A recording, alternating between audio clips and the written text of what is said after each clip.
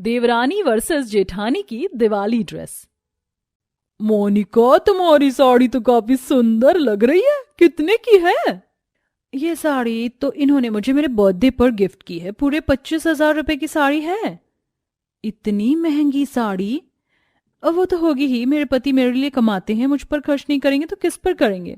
चलो अब मैं चलती हूँ।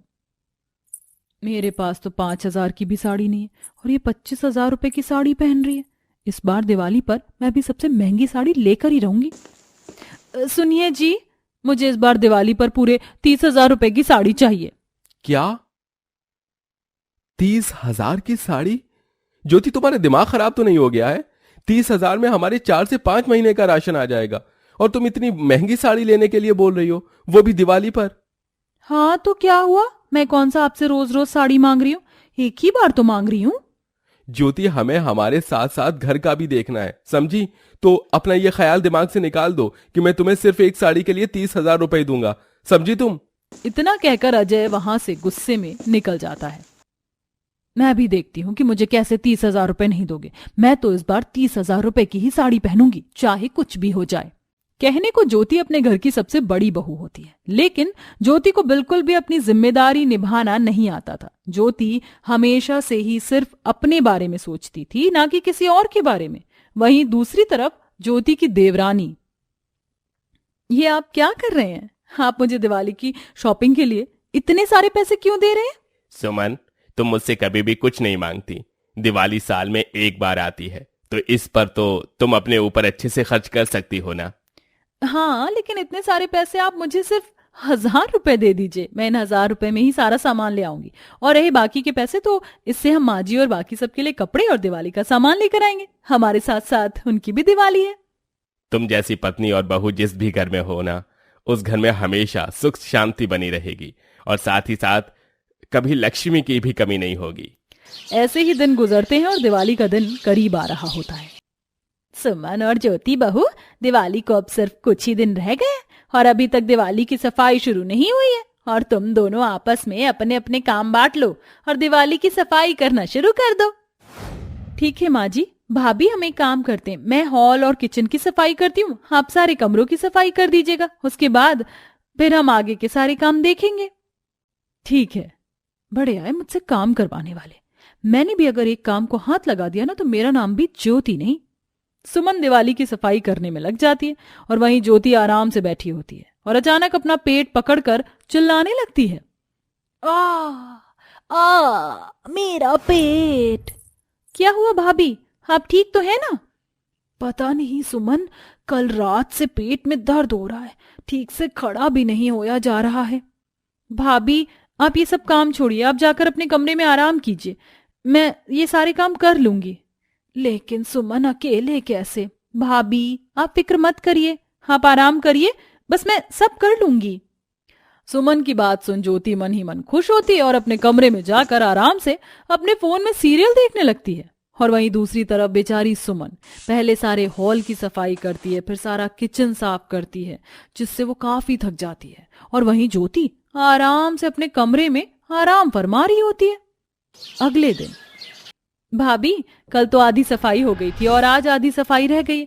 मैं इन सारे पर्दों को धो देती हूँ और आप जाकर पूरी छत को साफ कर दीजिए। सुमन, मैं कह रही थी कि तुम दिवाली की सफाई कर लो और मैं दिवाली की सजावट का सामान ले आती हूँ। अगर हम अलग अलग काम करेंगे तो इससे काम जल्दी निपट जाएगा। लेकिन भाभी।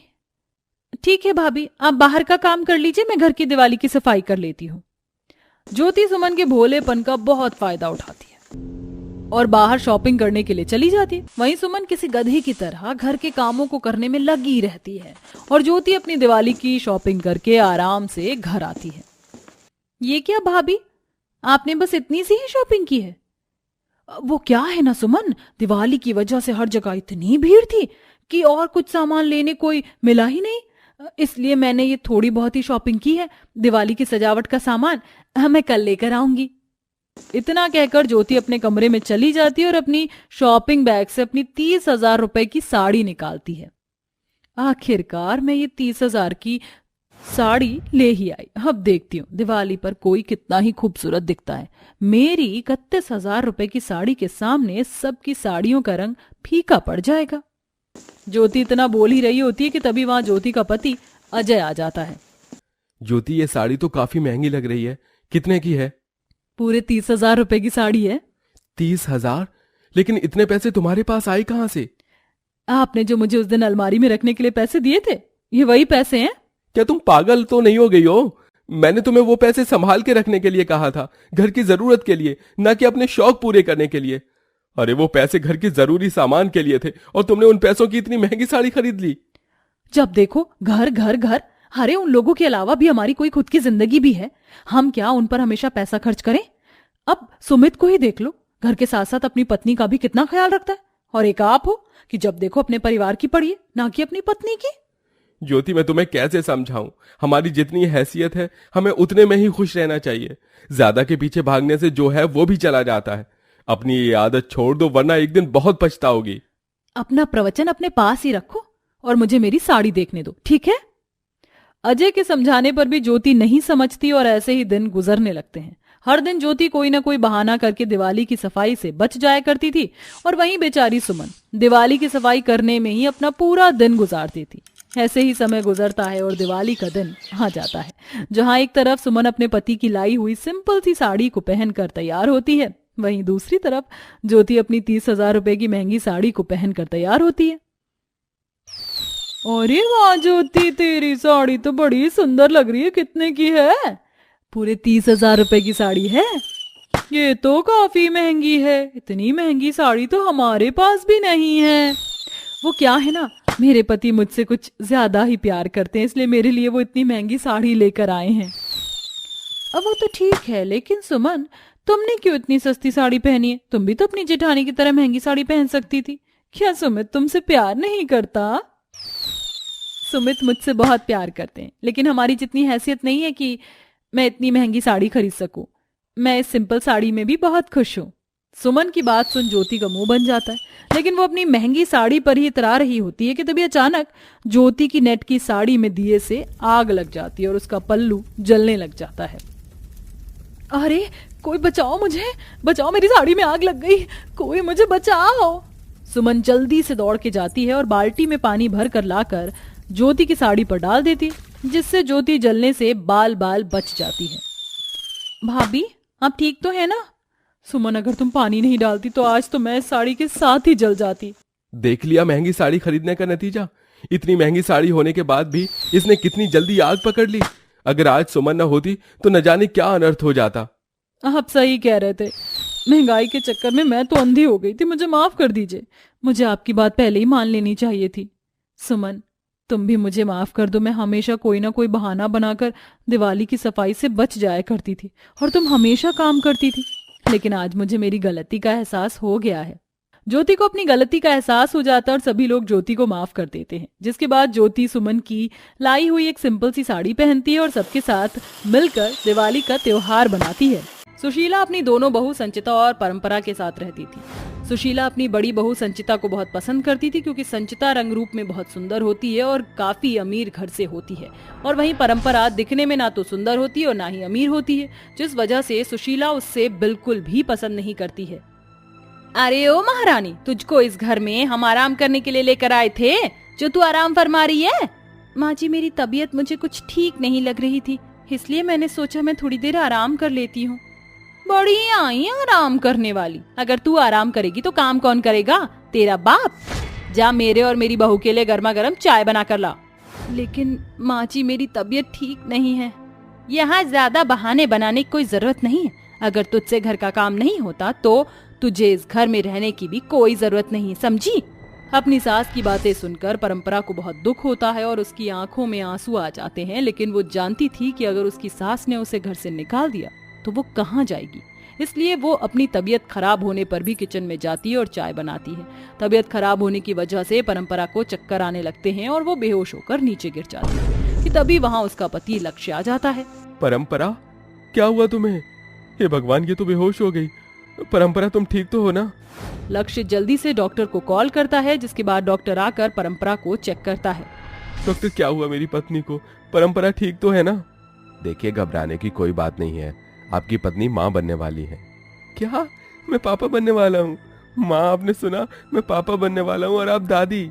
हाँ हाँ सुन लिया, लेकिन इसमें इतनी खुश होने की क्या बात है? शादी के बाद हर लड़की माँ बनती, इसमें कोई बड़ी बात नहीं है। परंपरा के प्रेग्नेंट होने की खबर सुनकर भी सुशीला के दिल में उसके लिए कोई ममता नहीं जागती है। सभी लोग बात कर ही रहे होते हैं कि तभी अचानक संचिता को उल्टी आना शुरू हो जाती है। डॉक्टर के चेक करने में पता चलता है कि संचिता भी प्रेग्नेंट है। मुबारक हो माँ जी, आपकी दोनों बहुएं प्रेग्नेंट हैं। क्या सच में संचिता बहू प्रेग्नेंट है? हाय, मैं दादी बनने वाली हूँ। संचिता की प्रेगनेंसी की खबर सुनकर उसकी सास बहुत ज्यादा खुश हो जाती है और उसकी नजर उतारने लगती है। लेकिन वहीं सुशीला खुशी से परंपरा के सर पर हाथ भी नहीं रखती, जिस वजह से परंपरा को बहुत दुख होता है। परंपरा प्रेगनेंसी की हालत में भी घर का काम करती है और वहीं संचिता पूरा दिन अपने बेड पर एसी में बैठकर आराम करती है और सुशीला संचिता का बहुत ज्यादा ख्याल रखती है। और ऐसे ही 7 महीने बीत जाते हैं। संचिता बहू, ये देख, मैं तेरी गोद भराई की रस्म के लिए कितना सुंदर लहंगा लेकर आई हूँ। परसों तो इसी लहंगे को पहनी हो। थैंक यू सो मच सासू मॉम। माँ जी, आप मेरी गोद भराई की रस्म के लिए मेरे लिए कुछ भी नहीं लाई? तू क्या कहेंगी महारानी है जो मैं तेरे लिए गोद भराई की रस्म के लिए अलग से जोड़ा बनवाऊंगी? जो तेरे पास है उसे ही पहन लियो, समझी? संचिता बहू, कल गोद भराई की रस्म के लिए तुम्हें मेहंदी लगाने वाली आएगी तो बहुत सुंदर सी मेहंदी लगवा लेना। और जब संचिता बहू की मेहंदी की रस्म पूरी हो जाए तो तू भी लगवा लियो। माँ जी, इस काली के हाथों में मेहंदी क्या रचेगी? मेहंदी तो मेरे जैसे सुंदर और गोरे हाथों पर रचती है। संचिता और सुशीला की बातें सुनकर परंपरा बहुत उदास हो जाती है और वहां से बिना कुछ कहे चली जाती है। और अगले दिन इन दोनों की मेहंदी की रस्म होती है, जहाँ संचिता अपने हाथों में बहुत सुंदर सी मेहंदी लगवाती है। अरे बहू, तेरे हाथों की तो मेहंदी बड़ी सुंदर लग रही है, किसी की नजर ना लगे। लेकिन माँ जी, मेहंदी तो खत्म हो गई, अब ये परंपरा मेहंदी कैसे लगाएगी? इतनी चिंता ना कर, वैसे भी इसके हाथों में कौन सी मेहंदी रचेगी। इतना कहकर सुशीला बाहर जाती है और बाहर से गोबर ले आकर मेहंदी के कोन में भर देती है और उसी कोन से परंपरा के हाथों में मेहंदी लगाई जाती है। लेकिन गोबर की बदबू से परंपरा को पता चल जाता है कि ये मेहंदी नहीं, गोबर है। माँ जी, इसमें से तो बहुत गंदी बदबू आ रही है, ये मेहंदी नहीं है, गोबर है। हाँ, मुझे पता है कि गोबर है। तेरे इन काले हाथों में मेहंदी का रंग तो दिखने वाला नहीं है, तो क्यों मेहंदी लगाकर मेहंदी को वेस्ट कर रही है? इससे अच्छा तो तू ये गोबर लगा ले, यही तेरे इन काले हाथों में अच्छा लगेगा। इतना कहकर सुशीला और संचिता दोनों हंसने लगती हैं। अपनी सास की ऐसी हरकत पर परंपरा की आंखों से आंसू आ जाते हैं और वो कहती है, क्या गरीब और काला होना कोई पाप है जो आप लोग मेरे साथ ऐसा बर्ताव कर रहे हैं? हाँ हाँ, पाप है। यहाँ पर सिर्फ मेरे जैसे गोरे और अमीर लोग रह सकते हैं, तुम जैसे काले और गरीब नहीं। ऐसी बातें सुनकर परंपरा वहां से रोती हुई चुपचाप चली जाती है। ऐसे ही 1 महीना बीत जाता है, जिसके बाद परंपरा और संचिता की डिलीवरी का टाइम आ जाता है। भाभी, आप ऐसी हालत में झूला क्यों झूल रही हैं? आप जानती हैं ना, ऐसी हालत में झूला झूलना आपकी सेहत के लिए बिल्कुल भी ठीक नहीं है। तुम मुझे मत बताओ कि मुझे क्या करना है क्या नहीं, और क्या मेरी सेहत के लिए अच्छा है और क्या नहीं। ठीक है, यहाँ से जाओ। परंपरा वहां से चली जाती है। परंपरा के मना करने के बावजूद भी संचिता झूला झूलना बंद नहीं करती।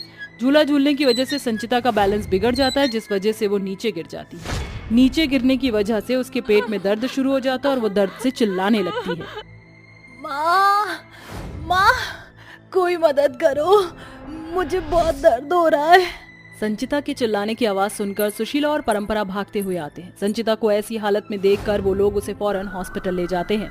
नर्स, देखिए मेरी बहू को क्या हो गया है, ये झूला झूल रही थी और अचानक नीचे गिर गई। लगता है नीचे गिरने की वजह से इनका लेबर पेन शुरू हो गया है। हमें अभी इनका फौरन ऑपरेशन करना होगा, वरना इनके बच्चे को बचाना मुश्किल हो जाएगा। नर्स के इतना बोलते ही परंपरा को भी लेबर पेन शुरू हो जाता है और वो चिल्लाने लगती है। ओह माय गॉड, इनको भी लेबर पेन शुरू हो गया, लेकिन हॉस्पिटल में सिर्फ एक ही डॉक्टर फ्री है, वो सिर्फ एक ही डिलीवरी कर सकती हैं। अब आप लोगों को डिसाइड करना होगा कि किसकी डिलीवरी पहले करनी है। डॉक्टर, आप पहले संचिता की डिलीवरी कर दीजिए। अगर इनकी डिलीवरी में लेट हुआ तो बच्चे की जान को खतरा हो सकता है। डॉक्टर जल्दी से संचिता को ऑपरेशन थिएटर में ले जाती है और उसका ऑपरेशन करती है, जिसके बाद परंपरा की डिलीवरी की जाती है। परंपरा और संचिता को बेटे होते हैं। संचिता को जब इस बात का पता चलता है कि डिलीवरी के लिए पहले परंपरा ने ही उसे भेजा था और आज उसी की वजह से उसके बच्चे की जान बची है, तो उसकी आंखों में आंसू आ जाते हैं और उसे अपनी गलती का एहसास हो जाता है।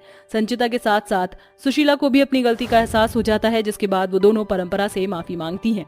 परंपरा, अगर आज तुम ना होती तो शायद मेरा बच्चा नहीं बच पाता। अगर मैं तुम्हारी जगह होती तो मैं पहले अपने ही बच्चे को बचाने की सोचती, लेकिन तुमने ऐसा नहीं सोचा। मैंने तुम्हारे साथ कभी भी अच्छा बर्ताव नहीं किया, लेकिन उसके बावजूद भी तुमने मेरे लिए इतनी बड़ी कुर्बानी दी। मुझे माफ कर दो परंपरा। हाँ बहू, मुझे भी माफ कर दे। मैंने भी कभी तेरे साथ अच्छा बर्ताव नहीं किया। मुझे मेरी गलती का एहसास हो चुका है। माँ जी और भाभी, आप कैसी बातें कर रही हैं? आप दोनों को मुझसे माफी मांगने की कोई जरूरत नहीं। आप दोनों ने मुझे एक्सेप्ट कर लिया, मेरे लिए इतना ही काफी है। परंपरा सुशीला और संचिता को माफ कर देती है, जिसके बाद वह अपने ससुराल में खुशी खुशी रहती है।